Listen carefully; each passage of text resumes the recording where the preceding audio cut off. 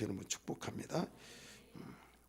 오늘 읽었던 말씀 가지고 저는 그 1000번째 헌신이라고 하는 제목으로 말씀을 드리려고 합니다. 우리가 믿는 하나님은 지혜의 근본이 되십니다. 꼭 지혜뿐만 아니라 사실 모든 근원이 되신 분이 하나님이시죠. 왜 그런가 하면 천지 만물을 하나님이 창조하시고 하나님께로부터 나왔기 때문에 하나님이 근원이 되신 것이죠. 제 2여전도인가요? 3여전도에 3여전도에 신앙 고백했더니 나의 기쁨입니다. 몇 여전도 했죠? 1여전도에 나의 기쁨입니다. 나의 소망입니다. 하면 다 고백을 했어요. 예, 고백을 해주셨는데 그와 같이 지금 제가 이 지혜에 대해서 말을 하려고 하다 보니까 여호와는 하나님은 지혜의 근본이시다 이렇게 말씀을 드렸어요. 기쁨에 대해서 말을 한다고 한다면 뭐라고 그랬어요? 기쁨의 근원이십니다. 행복에 대해서 말하려고 하면 행복의 근원이십니다. 지식에 대한 것을 말하려고 하면 지식의 근본이십니다. 이렇게 말하겠죠. 왜 그런가 하면 우리 하나님이 모든 일의 근본이 되시기 때문입니다. 우리 인간은 아무리 훌륭하고 위대하고 대단한 사람이라 할지라도 그 근본이 있어요. 근본. 위에 올라갈수록 역학조사 해보면 조상이 누구냐가 있다 이거죠. 그러면 이 인생의 모든 인간의 조상이 계속 올라가면 한 사람이 나오고 그 사람을 누가 만들었냐? 하나님 만드셨어요.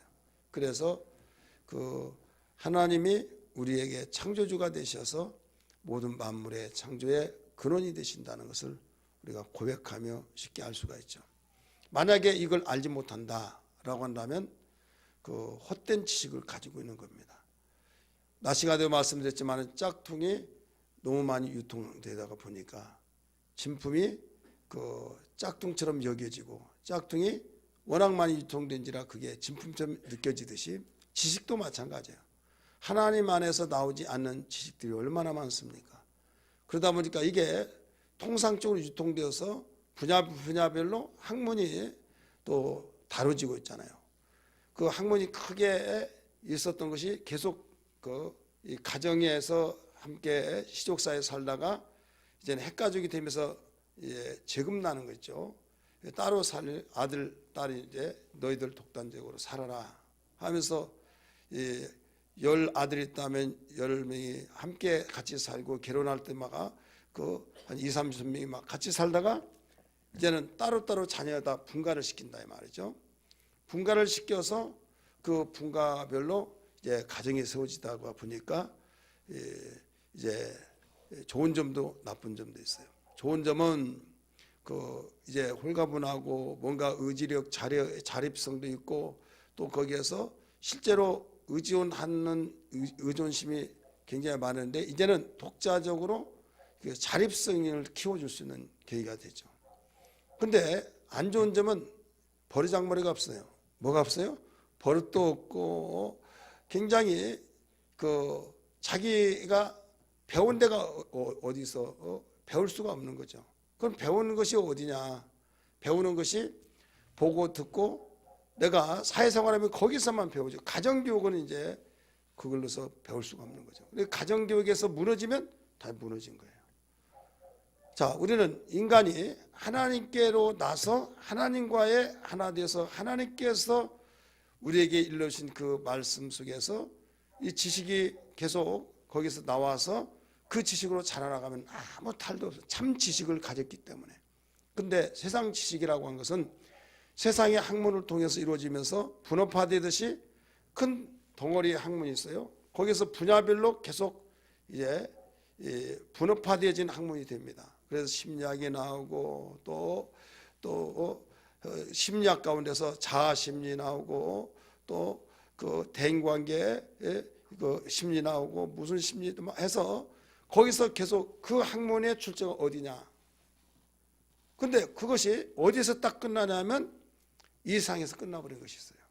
근데 어떤 한 부류는 계속 올라가다 보면 하나님까지 나와요. 그래서 이 하나님까지 나오는 지식, 이걸 학문적으로 보면 신학이라고 말하죠. 근데 신학이 아닌 세상 학문은 이제 인간의 최고의 질을 자랑하죠. 그래서 헬라 문화가 이 세상의 지식의 원조입니다. 그래서 최고의 학문이 어디냐면 헬라 철학이에요. 그래서 헬라의 사람들은 지혜를 사랑하고 지혜를 추구하다가 보니까 모든 사람들이 지식이 없고 지혜가 없으면 굉장히 무시합니다. 그래서 그들의 자랑한 것은 뭐냐? 지혜를 자랑한다. 이게 고린도전서에 나오죠. 1장 24절 보면 그들은 세상은 지혜를 사랑하고 자랑하고 우리는 표적을 구하나, 세상은 지혜를 구하나 우리는 표적을 구한다. 이적과학에서 표적, 하나님이 살아계셔서 이런 일이 있다라고 하면서 이스라엘 백성들은 히브리 문화 속에서 하나님 문화 속에 자라다 보니까 하나님이 못할 것이 없으니까 인간이 절망과 좌절이 있을 때 하나님이 도우시면 모든 것 다 되어지는 그 표적과 기사와 이적을 통해서 하나님이 하시면 다 된다라는 그런 믿음으로 살았다 이거죠. 그런데 예수 안에 있는 자는 모두 다 그리스도 안에서 하나가 된다. 그래서 그리스도 안에서 모두 것이 나왔다. 그래서 구약의 사람들, 신약의 사람들, 더 나가서 세상의 사람들도 믿는 사람들 다 우리는 그리스도 안에 들어와서 다시 하나가 돼야 된다. 이걸 가르쳐주고 있죠. 오늘 우리는 이렇게 세상 사람들이 지혜를 가지고 추구하면서 열망하고 있지만은 그 지혜의 근본은 하나님이다 라고 일러주셨습니다. 여러분이 잘 아는 오늘 본문의 사건은 솔로몬이 나이 어렸을 때 그 왕이 되어지는 상황 속에서 왕이 되어지면서 아버지는 이미 돌아가시고 자기는 왕이 되어지는 가운데 나이가 어리니까 또 정통성도 문제를 삼으면 또 문제가 되는 거예요. 왜 그런가 하면 다윗이 밧세바를 통해서 그 우리아의 장군의 부인이죠. 그를 취해서 그 아이를 낳습니다. 아이를 낳는데 그 아이는 죽고 그 다음에 아이를 낳은 자가 솔로몬이에요.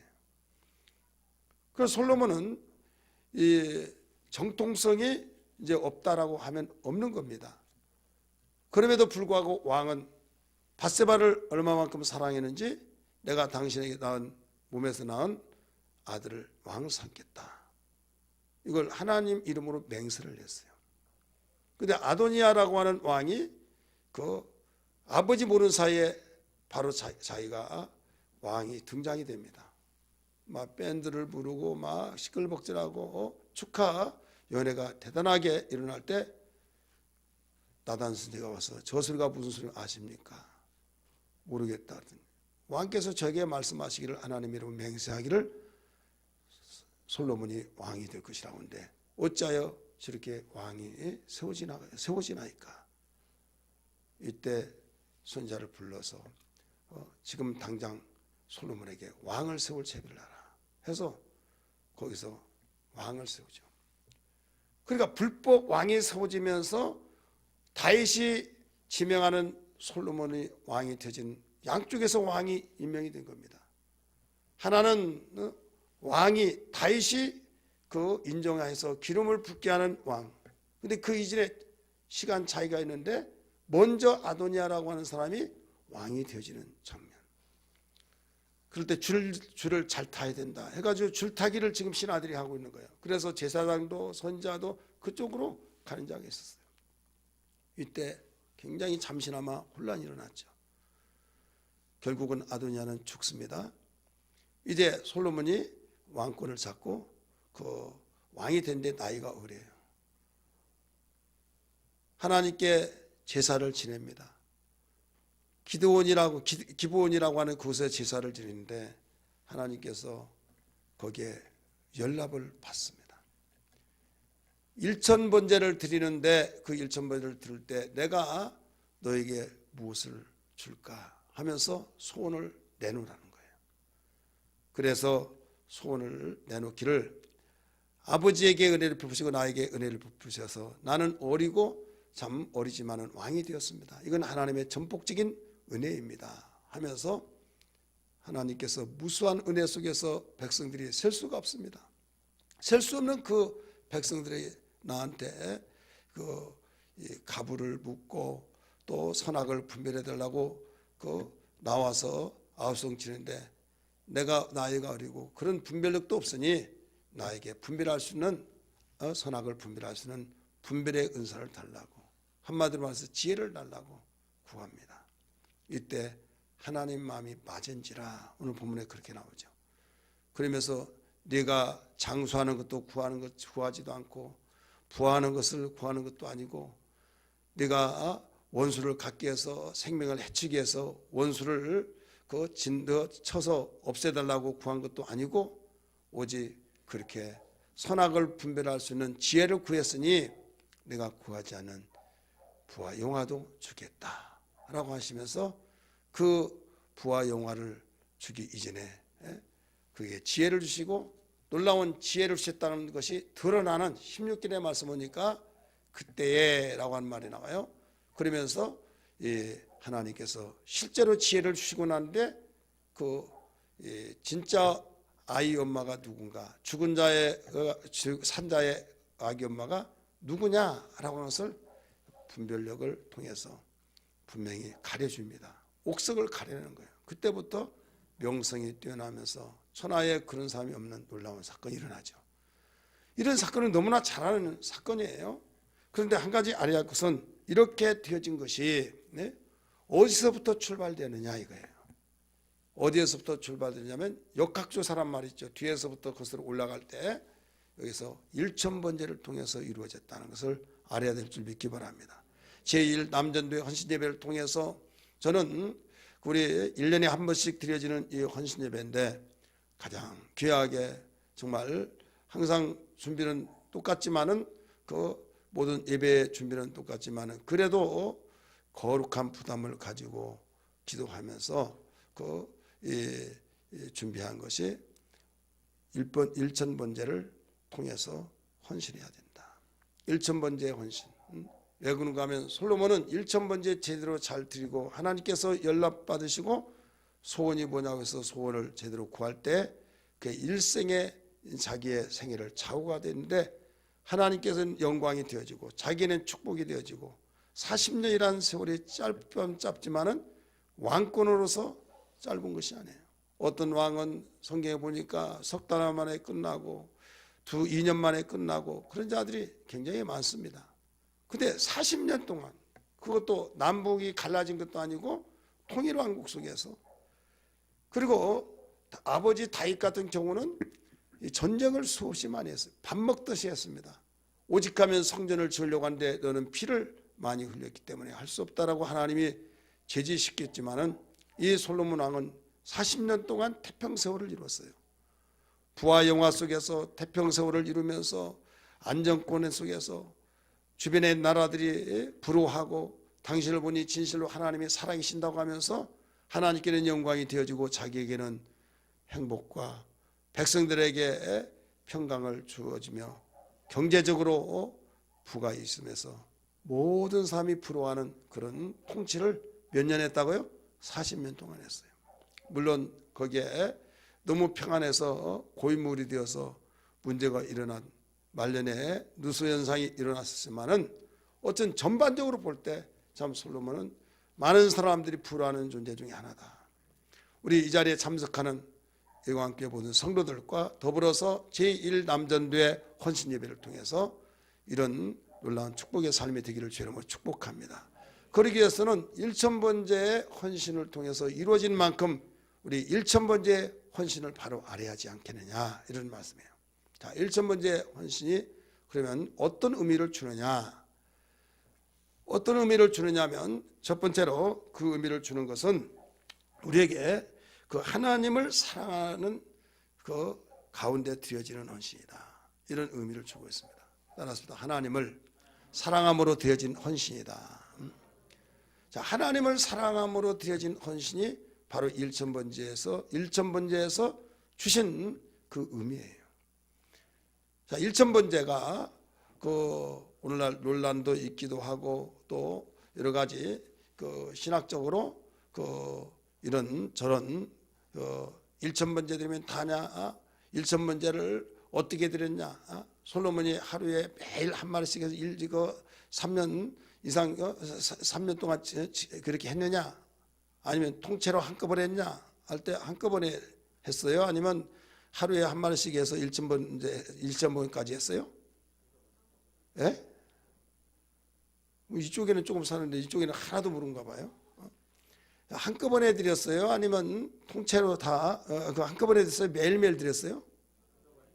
예, 한꺼번에 드렸어요. 그럼 한꺼번에 드렸으면 오늘날 매일매일 드려지는 이런 일천번제는 그러면 성경직이 아니잖아 라고 하면서 비판하는 사람도 있어요. 그러면 하는 사람이 그렇게 잘못됐냐?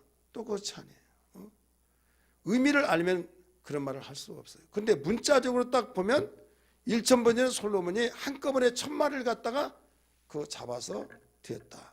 근데 1000마리를 한꺼번에 드렸다는 것도 또 기록이 안 나왔어요. 그냥 1000번째 드렸다고 하니까 1000마리가 이러면 그 적은 숫자가 아니에요. 1000마리를 한꺼번에 드려서 드릴 장소도 없어요. 그래서 어떤 신학자들은 하루에 100마리씩 드리지 않았나 해서 이건 최소한도 열흘 동안 진행했다 이런 말도 있어요. 제가 하는 말이 아니에요. 신학자들이 하는 말이에요. 하루에 100마리씩 열흘 동안. 그러니까 그만큼 헌신 일천번제는 그 일천번제의 그 의미를 찾아야지 문자적으로 보면 안 된다 이런 말씀이에요. 어떤 사람이 그 일천번제 드려질 때 그 매일매일 하루에 한 번씩 일천번제 말 그대로 이 번제는 그 제물이 있어야 하잖아요. 제물이란 건 피해예요. 살아있는 자를 죽여서 살아있는 짐승을 죽여서 드려진 만큼 그 피로 드려진다 이거죠. 그렇다면 우리가 인간에게 피라는 것이 뭐냐? 여기 따든지 주사를 놔서 피를 빼든지 하면 피를 받다 해서 그 피, 그걸 드린다 그 말이 아니라 여러분 돈을 아침 일찍부터 늦은 시간까지 벌어서 피땀을 흘리면서 벌어들인 돈이다 이렇게 말해야 하네요. 피땀을 흘려서 벌어진 돈이 번 돈이다. 그러면 땀을 흘려서 벌었지만은 피는 흘렸어요? 문자적으로 보면 그렇지 않잖아요. 피는 안 흘렸잖아요. 그러면 다 그걸 문제 삼은 사람은 못 써요. 왜 그런가 하면 피땀 흘려서 벌었다.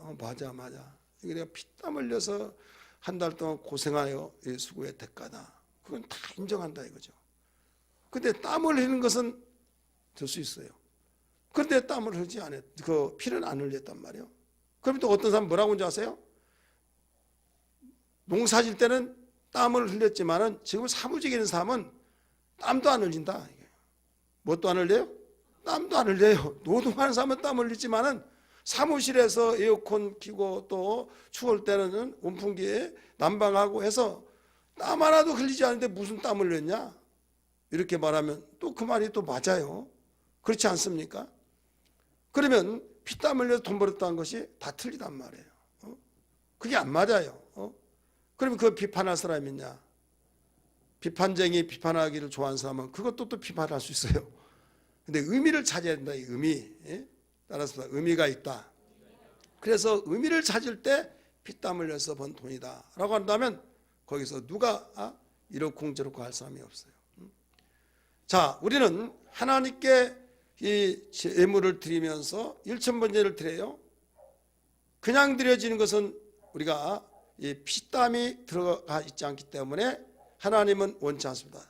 피와 같은 피와 같은 땀을 흘려 드려진 것처럼 우리는 열심히 돈을 벌어서 그게 피땀 흘린 것으로 대신한 것처럼 농경사회에서는 곡식을 드렸어요. 피땀 흘려서 거둔 곡식을. 그런데 도시문화 속에서는 무엇을 드려요? 물질을 드리죠. 그래서 물질을 자신이 얼마씩을 정하여서 드려집니다. 그러면 어떤 사람이 얼마씩 드리냐? 얼마씩 드리냐? 1000원씩 드린다 그러면 에이 뭐 1000원씩 해봤자 뭐 1000번 하면 100만 원뿐이 안 되네. 한꺼번에 드려도 되겠네. 그런 사람이 또 있더라 이거죠. 대단한 줄 알았더니 별것도 아니네. 그러니까 부정적인 사람은요 이렇게 해도 부정적이에요. 그러면 그가 그 2,000원을 드렸다. 그러면 얼마예요? 200만 원. 그래 나는 대단하게 드린 줄 알았더니 별것도 아니다고 하면서 어떻게 하더라도 일천번제를 부인하려고 한다 이거죠. 여러분, 우리는 5천원을 드리면 얼마요? 500만 원이요. 만 원씩 들으면 얼마요? 예. 계산해 보세요.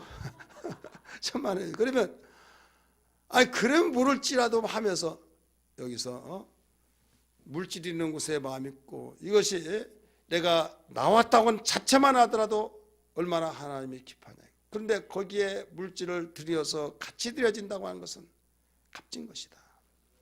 천하 만물이 당신의 것인데 돈이 없어서 돈을 꼭 드려야 된다라고 하기보다는 우리 마음이 물질 있는 곳에 가게 되어 있다 이거예요. 따라서 합시다. 마음이 물질 있는 곳에 가게 되어 있다. 그래서 주님이 당신을 따르는 자들에게 첫 번째 뭐라고 그랬어요? 네 보물을 하늘에 쌓아두라. 거기는 동록도 좀도 도둑도 뚫지 못하느니라. 보물 있는 곳에 네 마음이 있느니라 하면서 보물을 하늘에 쌓을 것을 주님이 가르쳐 주셨죠.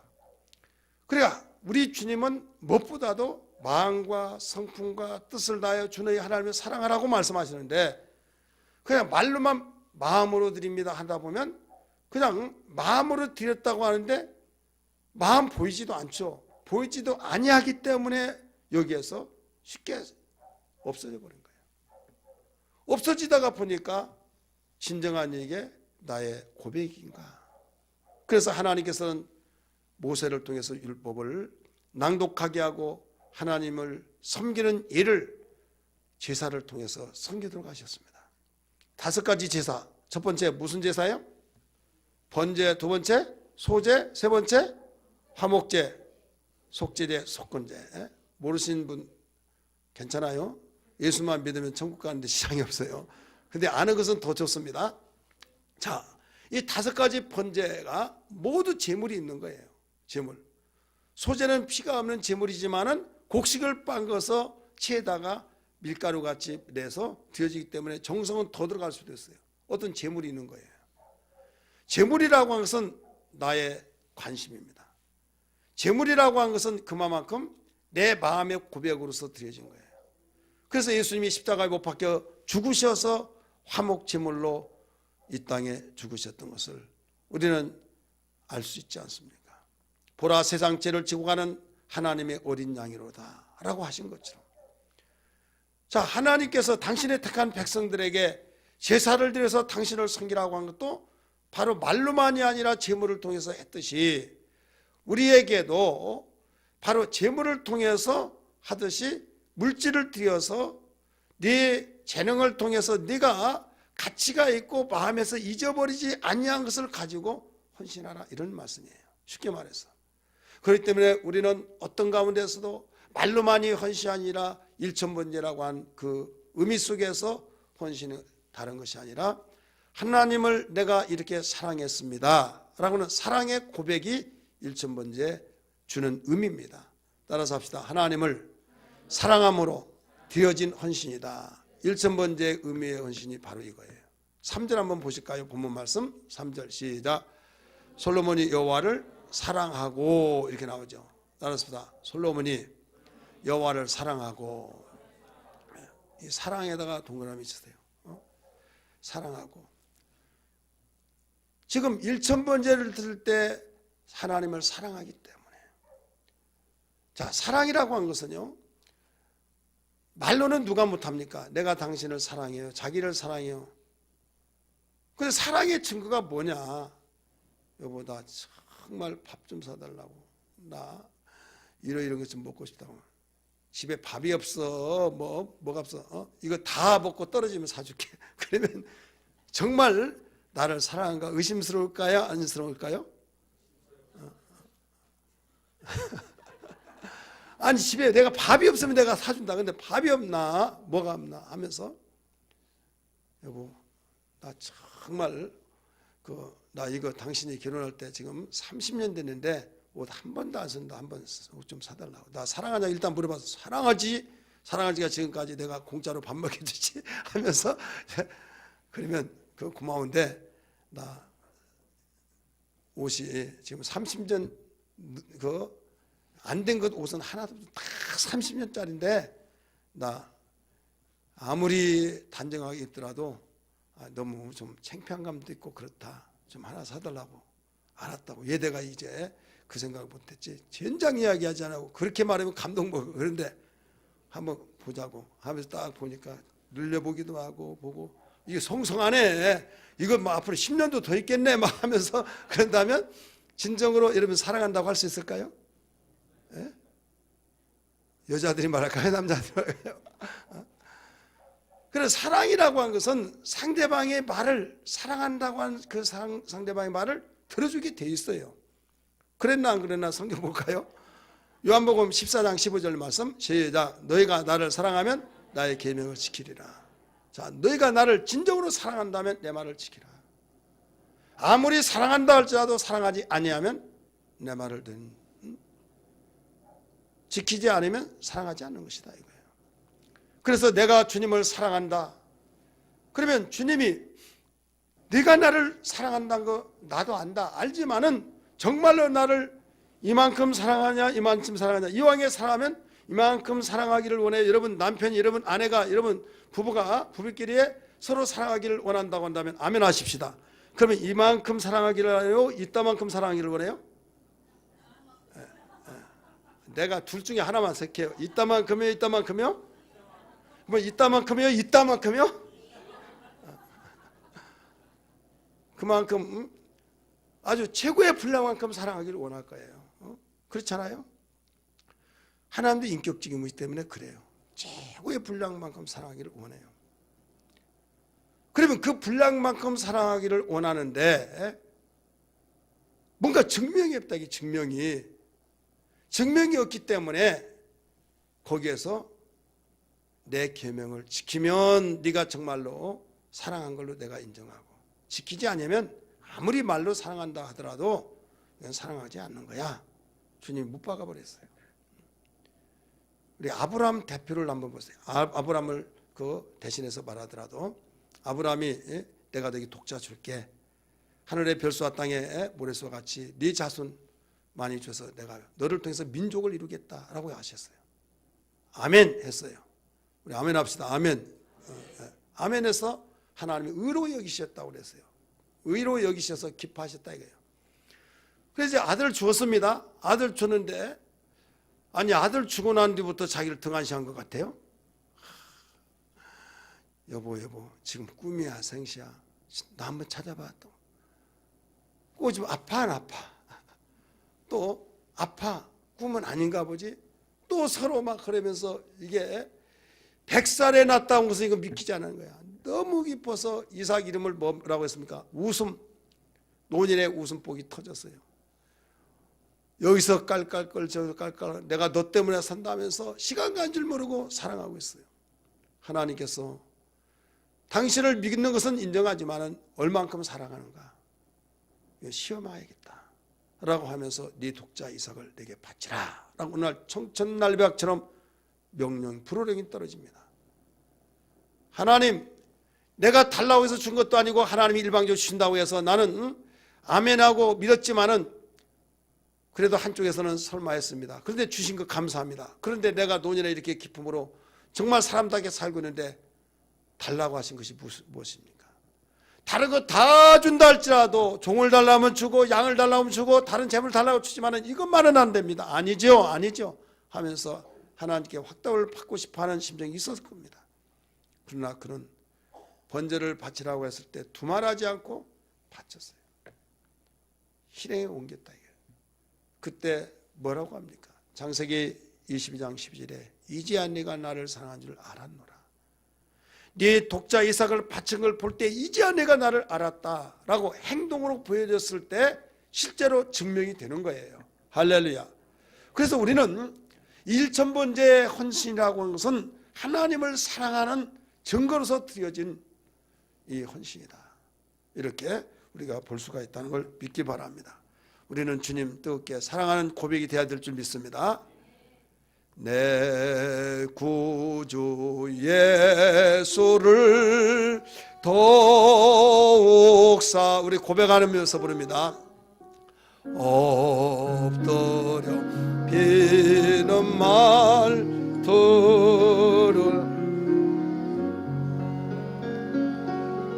내 진정 소원이 내 구주 예수를 더욱 사랑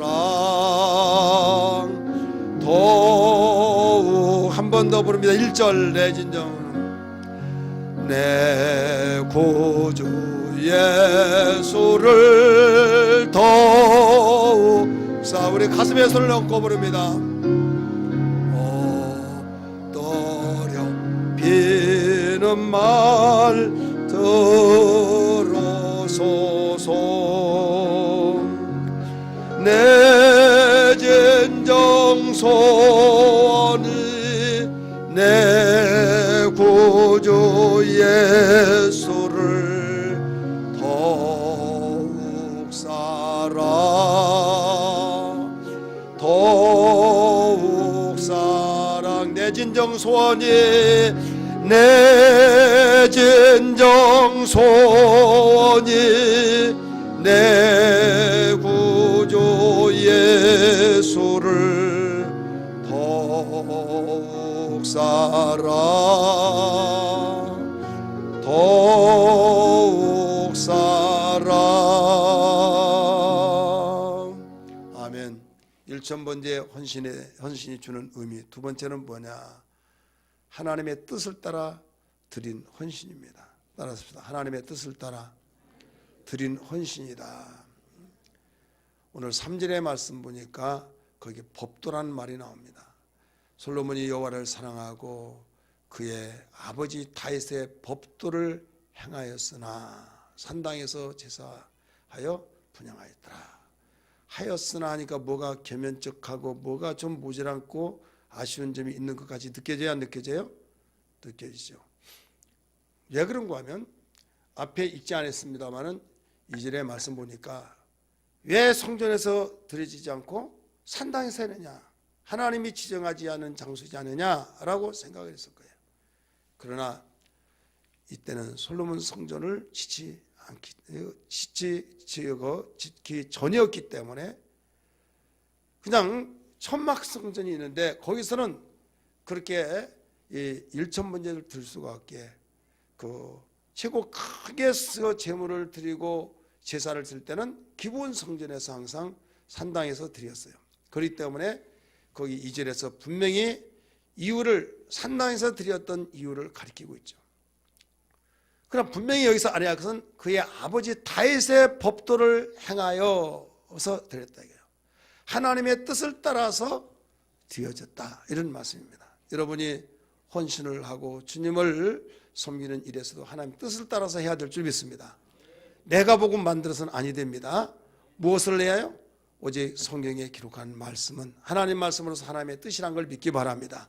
따라서 합시다. 말씀에는 뜻이 있고 생각이 있고 의지가 있다. 여러분이 말할 때 그냥 말하지 않죠. 내가 말을 할 때 누구에게 말하든지 그에게 내 뜻을 전하고 내 생각을 전하고 나의 의지를 이야기하는 거예요. 마찬가지로 하나님이 우리 인간에게 말씀하신 그 말씀 속에는 하나님의 생각과 하나님의 뜻과 하나님의 의지가 담겨 있기 때문에 하나님의 말씀대로 우리가 신앙생활을 하지 아니한다고 한다면 하나님의 뜻이 아닙니다. 어떤 사람은 열심히 정말 감동 눈물을 흘릴 정도로 참 가슴이 짜릿하면서 야 대단하다 할 정도 하지만은 그렇게 열심히 하는 만큼 하나님과는 더 거리가 멀어진 경우가 있어요. 왜 그러냐? 그 이유는 하나님의 뜻을 따라서 하지 않기 때문에. 교회에 어떤 분이 내가 총대를 매겠다 하면서 십자가를 진장 그렇게 하면서 선의의 어떤 일을 하듯이 하는 분들이 있어요. 이때 이것이 하나님의 뜻인가 아닌가를 잘 분별해야 될 줄 믿습니다.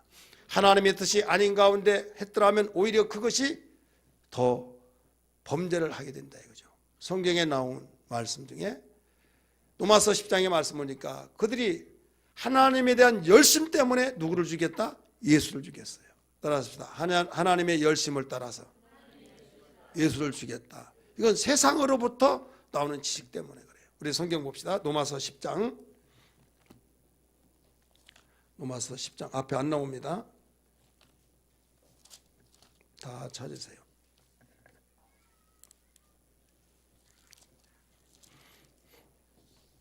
2절 말씀입니다. 시작. 내가 증언하노니 그들이 하나님께 열심히 있으나 올바른 지식을 따른 것이 아니니라.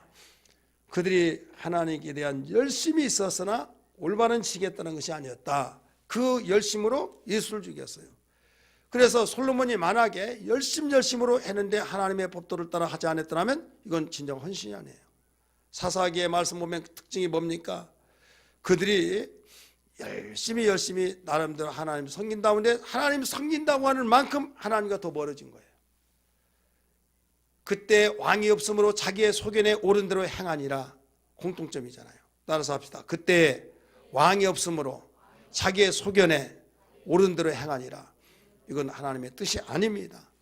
우리는 남전도 헌신예배를 통해서 우리 모두 다 이 자리에 참석하는 우리 모두 하나님의 뜻을 따라 헌신해야 하는데 1,000번째가 하나님 법도를 따라 했기 때문에 하나님의 뜻에 따른 헌신이었다는 것을 다시 한번 믿기를 바랍니다.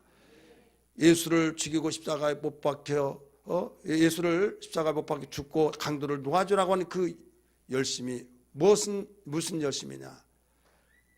다른 지식을 따라서 내가 복음을 만들었던 그 이유 때문에 그렇습니다. 그러나 하나님의 뜻을 따라서 예수는 여기서 죽기를 원했죠. 왜 죽기를 원했냐? 죽으라고 보냈기 때문에. 한쪽에서 살고 싶었으나 하나님의 뜻은 죽으라고 보냈고, 죽어서 세상 사람의 죄를 짊어지고 죄 때문에 저주받고 심판받고 지옥 갈 수밖에 없는 그들의 죄를 해결해 주기 위해서는 죽어야 된다라고. 그러니까 때로는 순리대로 움직여진 가운데서 뜻이 있지만은 세상에서 영리적으로 움직여진 뜻들이 없지 않아 있더라 이거죠. 따라서 합시다. 순리대로 움직여지는 뜻은 부담이 있어요, 없어요? 부담 없죠. 쉽죠. 근데 영리대로 움직여질 때가 있어요. 영리.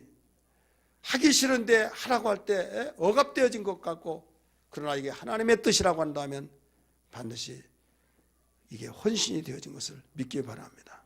오늘 1,000번째, 두 번째 주는 내용이 그렇습니다. 세 번째는 어떤 내용이냐? 하나님의 그 은혜에 대한 최선의 감사로 되어진 헌신이었어요. 하나님의 은혜에 대한 최선의 감사함으로 되어진 헌신이다. 우리 6절 한번 보시기 바랍니다. 6절 같이 읽을까요? 시작.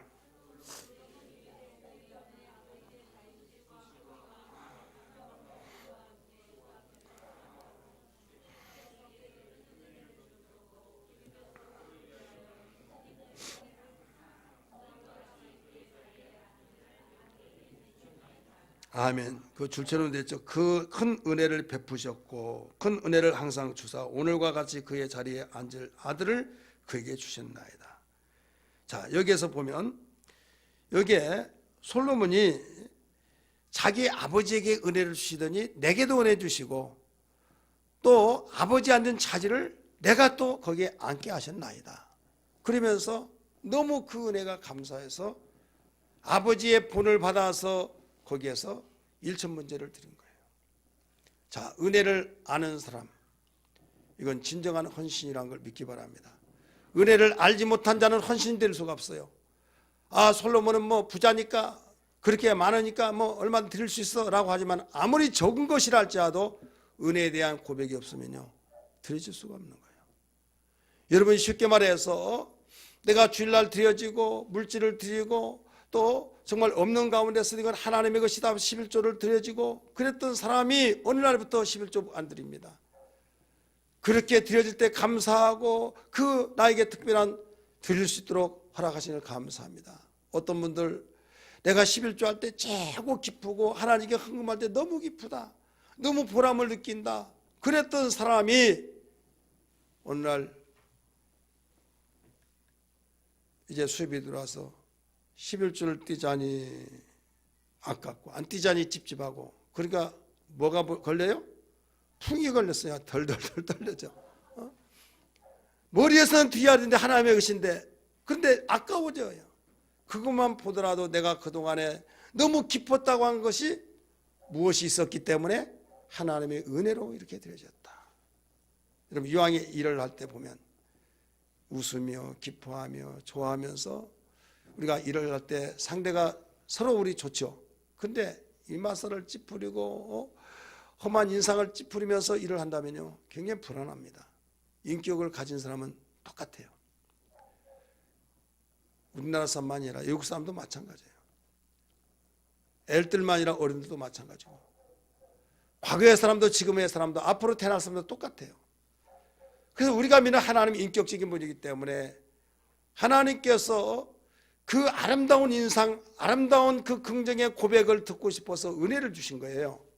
은혜를 주셔서 신기하게 은혜가 들어가면 감사합니다라고 고백이 되어진 거예요. 따라서 감사합니다, 감사합니다고 고백이 되어지면서 내 마음에서, 머리에서, 가슴에서 완전하게 자유가 되어진 겁니다. 헌신봉사하고 우리가 여러 가지 재능을 기부하고 물질을 기부하고 더 나아가서 우리의 시간을 들여서 헌신하는 모든 것들이 힘들어서 어떻게 사냐, 너 정신 나갔냐 하더라도 왜 그러냐 이러지 말하면 얼마나 행복한 줄 아느냐. 말이 안 통한 겁니다. 아니 돈을 받아가면서 하는 것보다 들여가면서 신앙생활 한다는 것 자체가 뭐가 행복하냐 이게. 이건 은혜를 경험하지 않은 사람은 알 수가 없는 내용입니다. 믿으시길 바랍니다. 솔로몬이 1000번제를 드려지면서 너무 기뻐했어요. 감사했어요. 그래서 이 1000번제의 헌신이라고 하는 것은 은혜에 대한 감사의 고백, 최선에 대한 감사의 고백의 헌신이라 이거예요. 믿으시길 바랍니다. 여러분이 신앙생활 하면서 이왕의 신앙생활 할 때 억압된 신앙이 아니라 이 1000번제 헌신에서 드려진 고백이 되어지기를 주의 이름으로 축원합니다. 한마디로 말해서 감사에 대한 고백. 하나님 너무나 감사합니다. 나 같은 것이 무엇이길래 이렇게 교회 생활하게 하시고, 나 같은 것이 무엇이길래 이렇게 하나님께 정말 이 나이 먹어서 하나님께 찬양할 수 있도록 허락해 주시고, 어떤 나이 먹어서요? 이 나이 먹어서 또 이렇게 내가 정말 이런 상황 속에서 헌신이라고 하는 두 글자 속에서 이렇게 참석하게 된 거 너무 감사합니다. 왜 이렇게 헌신 예배도 자주 돌아오는데 1년에 한 번밖에 없어 그러나 하면서 여러분 이렇게 할 때 얼마나 힘들겠습니까? 따라서 합시다. 이왕에 주님 섬길 때 기쁨으로 합시다. 우리 옆에 분에게 한번 합시다. 기쁨으로 하자고. 어떻게 하자고요? 기쁨으로. 그래서 항상 우리 감사라고 한 그 말이 무색하지 않도록. 하나님 복받을 사람, 복받지 못할 사람은 어디서 가르냐면 가장 작은 데서부터 우리를 시작하게 만드셔요. 그래서 기독교는요, 작은 데서부터 모든 것을 시작하게 만듭니다. 그래서 적은 일에 충성하라 이게 나오죠. 그런데 막 큰 일에도 큰 일 한번 맡겨줘 보세요. 큰 것 주세요. 이거 달아 그러면 이것 가지고요 시키려면 시키고 말라면 말죠. 세상은 큰 것부터 영광스럽게 여기죠. 하나님은 돈 잃고 사람 잃는단 말이 있듯이 이걸 조금씩 계속 주어가면서 하나님이 하나하나 감사할 줄 안다, 고마운 줄 안다. 그럴 때 또 맡기고 여러분이 물질을 맡길 때도 여러분이 아름다운 소원을 가질 때 그것도 조금씩 주어보면서 계속 하나님이 돈 잃지 않고 사람 잃지 아니하고 이것이 여러분의 소원인 것처럼 바람인 것처럼 하나님도 그렇다는 걸 믿으시길 바랍니다. 그래서 어디에서부터 훈련이 되느냐? 어디에서 훈련이 되는가 하면 언어에서부터. 따라서 언어에서부터. 그래서 어떤 일에든 말에든지 일에든지 감사함으로 할 줄 아는. 따라서 합시다. 말에든지 일에서든지 감사함으로 하라. 우리 성경 골로새서 3장 6절 우리 한번 같이 읽을까요? 3장 17절입니다. 3장 17절 같이 읽습니다. 시작. 또 무엇을 하든지 말에나 이래나 주 예수의 이름으로 하고 그를 힘입어 하나님 아버지께 감사하라. 말에든지 일에든지 항상 예수의 이름으로 하고 감사하라는 거죠. 여러분 그렇게 하면 자연스럽게 우리의 심령의 평화가 이루어지고 가정에는 행복이 기운이 돌게 되어 있어요. 불평과 원망과 짜증과 내가 일생에 정말 후회한 것은 당신 만난 것이 후회다 한다면 살벌하겠죠. 말 잘했다, 나도 그렇다. 그런 것처럼 이제 심각해진 거예요. 그 아무것도 아닌 것 같지만 말 한마디가 그렇게 불화가 되고 있는 거예요. 막 불씨가 막 번져나가죠. 세상 사람도요, 인격적으로 갖춰지고 인격을 계속 자성하면서 아름다운 인격을 만들어가는 사람은요, 그렇게 하지 않습니다.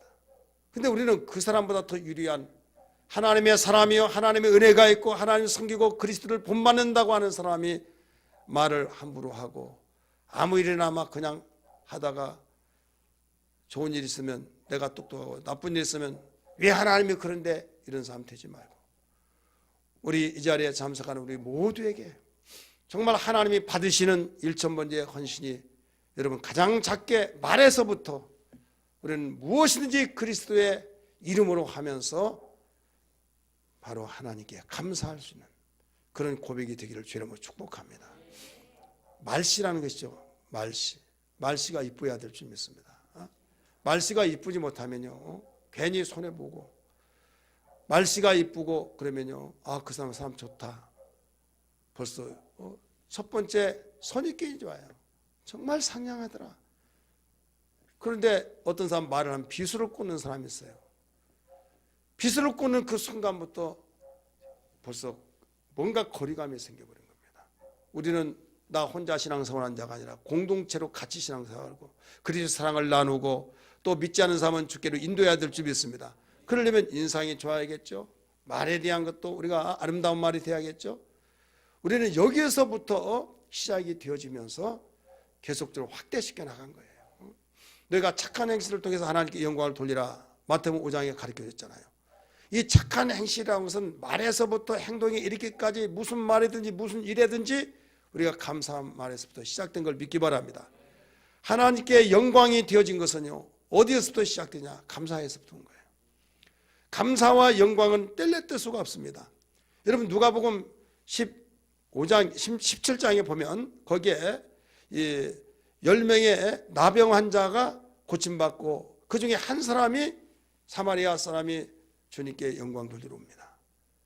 근데 여기서 영광 돌리러 한 사람은 하나님께 영광 돌리러 갔다고 하는데 그게 뭐냐면 감사로서의 바로 영광이 된 거예요. 그러니까 감사와 영광 끊을 수가 없는 거예요. 그러면서 앞에서는 영광 돌리러 갔다고 하는데 주님 앞에 엎드려 살해했다, 감사했다. 그러면서 내가 10명을 다 깨끗하게 해주지 않느냐, 그 중에 9은 어디 있냐, 그 중에 영광을 돌린 자는 9은 어디 있냐, 이렇게 말하죠. 감사한 자는 하나밖에 없냐 이거예요. 그러니까 우리는 하나님께 영광 하지만은 그 영광이 말에서 감사로부터 어그러지면요, 행동으로 어그러지고 삶 속에서 어그러질 때 결국은 문제는 더 커진다는 걸 알아요. 그래서 여러분이 말에 대한 것을 정말 심각하게 여기면서 여기서도 훈련이 잘 되어야 될 줄 믿습니다. 감사의 고백이 되어지기를 주님으로 축원합니다. 감사해요 주님, 감사해요 주님, 감사해요 주님, 주님 진실로 주님 감사해요. 날 구원 생각할 때, 날 인도 생각할 때, 주신 은혜 받을 은혜 생각할 때 주님께 감사해요. 주님께 감사해요. 마음과 성품과 뜻을 다해 주님께 감사해요. 아멘. 마지막 네 번째는 1000번째 헌신의 의미는 뭐냐면 하나님 마음에 맞는 소원을 가진 헌신이다. 따라서 하나님 마음에 맞는 소원을 가진 헌신이다. 우리가 항상 소원을 갖되 하나님 마음에 맞는 소원이 되기를 주님으로 축복합니다. 솔로몬은 네가 내게 구하라, 내가 다 주겠다 했을 때 여기에 지혜를 달라고 그랬죠. 선악을 분별할 수 있도록 달라고 그랬어요. 그럴 때 하나님 마음이 맞는지라 이렇게 나와요. 우리 같이 한번 읽을까요? 시작. 누가 주의 이 많은 백성을 재판할 수 있어? 듣는 마음을 종에게 주사 주의 백성을 재판하는 선악을 분별하게 하옵소서. 10절. 솔로몬이 이것을 구하며 그 말씀이 주의 마음에 든지라. 아멘. 우리는 소원을 두고 하나님이 행하신데, 소원을 두고 행하신데 그 소원이 하나님 마음에 맞아야 된다. 근데 대부분 사람들은 하나님 마음을 내 마음에 끌어당겨서 내 마음에 맞추려고 하는 사람이 있어요. 기도를 그런 사람들이 너무나 많습니다.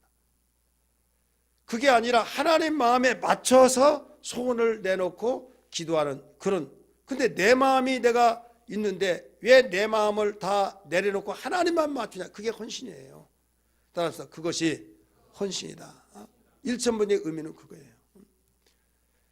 대부분 사람들이 응답받지 못한 이유 중에 한 가지가 뭐냐면 바로 내 마음에 하나님 마음을 맞추려고 그래요. 왕의 마음을 내가 맞춰야지, 왕부로 내 마음이 이러니 맞춰주세요. 그러면 이건 죽을 일이죠. 그게 말이 되는 일이냐 이거죠. 될 수가 없죠. 이 솔로몬은 내게 구하라고 했을 때 상황을 쭉 이야기하면서 내가 그 말을 듣고 재판에서 선악을 구별해야 하는데 나는 어립니다. 나이가 어리기 때문에 괜히 죄 없는 삶을 죄 있게 하고 죄 있는 삶을 죄 없다고 할까 두렵사오니 나에게 선악을 분별하게 해달라고. 그럴 때 하나님이 마음이 맞는지라. 내가 구하는 것도 구하지 않고 남을 죽이는 일에 구하지 않고 내가 생명을 오래 살도록 장수에 대해 구한 것도 아니고 내가 이렇게 지혜를 구했으니 너에게 부와 영화도 함께 주겠다 라고 하는 덤으로 구하지 아니한 것, 그렇게 좋아했던 돈, 부와 영화를 하나님께 덤으로 주셨던 것을 발견할 수 있습니다. 따라서 합시다. 하나님 마음에 맞는 소원을 구하는 헌신, 이게 1,000번째 헌신이에요. 누구한테 물어볼까요? 인도에, 제가 여러분이 글을 읽어본 사람은 알 것이고 그렇지 않으면 잘 모를 거예요. 인도에 어떤 왕이 있었어요. 누가 있었다고요? 왕. 근데 왕이 너무 기분이 좋아서 그 연회석에 있는 자들에게 너희의 소원 한 가지씩을 말하라. 그럼 내가 다 들어주마 그랬어요. 한 가지씩. 그러니까 남의 동사 지은 사람들은 나 돈 200마지만 주세요. 200마지기를 주세요. 소원을 내고, 어떤 사람은 저 돈을 주세요. 저 먹을 양식 평생 먹을 걸 주세요. 막. 이것저것 다 구했어요. 자, 여러분에게 그런 상황이라면 무엇을 구하겠어요? 우리 윤 장로님 뭐 구하겠어요? 예?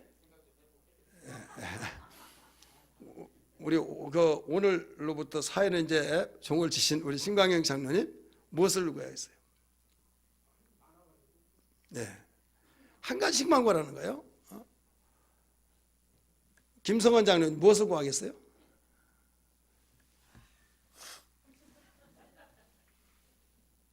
무엇을 구하겠습니까?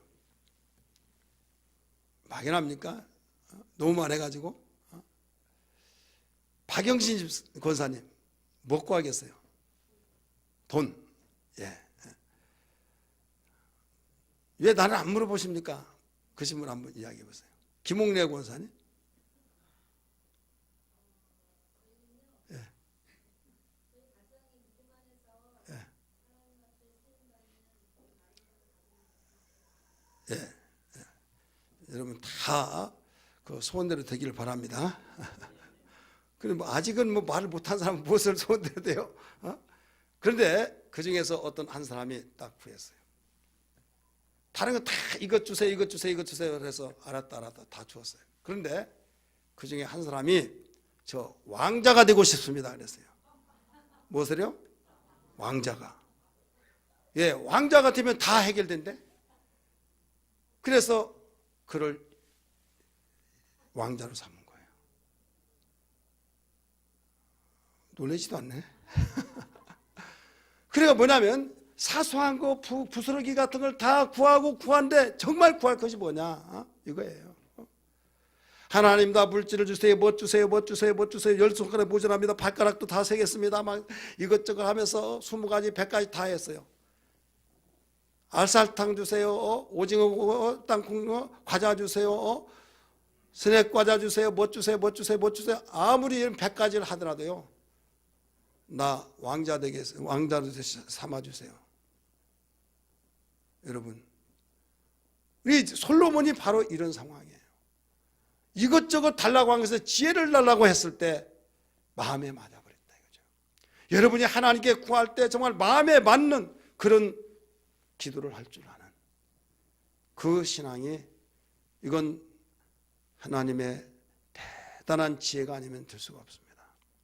좀 깊이는 하나님 마음에 맞추는. 그래서 하나님은 내가 네 행복을 위해서 내 명령과 법도와 율례를 지키라 라고 하지 않았더냐. 근데 왜 나에게 주시지 않고 맨 이것만 지키라고 하느냐 라고 할 때 억감정이 나온다 이게. 왜 하나님의 이기주의로서 맨 요구한 것이 많은가? 나는 이것을 원하는데 하나님 이것 줘보세요. 그럼 내가 하겠습니다. 하나님은 이것까지라, 이것을 내가 실천하라. 그러면 내가 너에게 원하는 것 다 주마. 아닙니다 라고 하면서 서로 하나님과 줄다리기질을 해요. 자, 어린아이고 어른하고 애기 그 5-6살짜리하고 어른하고 줄다리기면 누가 이겨요? 이것도 질문이라고 하십니까? 하지만 오늘 그렇게 사용하고 있는 거예요. 지금 어떻게 피조물이 창조자고 여러분 겨루어서 이길 수 있겠습니까? 이길 수 없는 거예요. 하나님의 뜻이 무엇인가를 맞춰서 우리는 소원도 내고 하나님의 기뻐하신 것이 무엇인가를 알고 우리가 헌신하는 것이 더 빠르지, 내 마음이 이렇다고 해서 하나님이 이렇게 해주세요 아니면 당연히 없는 걸로 하겠습니다 하면 하나님이 이어받으신 분이 아니에요. 우리는 무엇보다도 1,000번째 그 헌신 속에서 귀한 4가지의 의미를 우리에게 가르쳐 주셨습니다. 마음에, 하나님 마음에 맞는지라. 그 결과는 부와 영화도 거뒀고, 여러분 16절의 말씀 보니까 거기에 뭐라고 나왔어요? 그때가 언제냐면 하나님께서 지혜를 주시고 난 바로 그때에 효력의 역사가 나타나기 시작합니다. 아들을 죽은 아들과 산 아들인데 바꿔치기 했던 그 여자가 자기가 잠자고 일어나 보니까 죽어 있으니까 이건 아닌데 하다가 옥신각신하면서 서로 내 아들이, 산자가 내 아들이 하다 보니까 왕이 이것을 좀 내 아들이라고 서로 하는데 어떤 사람이 내 아들인가 하면서 막 서로 그러다 결국 왕 앞에 와서 말했잖아요. 이 말들은 이런 것 같고 저 말 저런 것 같고 어떻습니까? 여러분 듣기는 쉬워요. 그런데 상황이 정말 그 상황이라고 한다면 그렇게 쉬운 문제가 아니에요. 왕이 어떻게 했습니까? 여봐라, 칼을 가지고 와라. 서로 자기 것이라고 하니 별 수 없다. 두더박 내가지고 잘라서 내가 나눠주겠다. 그랬더니 제발 저 여자에게 다 주어서라도 제발 죽이지 말라고 했을 때, 여봐라, 어떤 사람 그렇게라도 해주세요.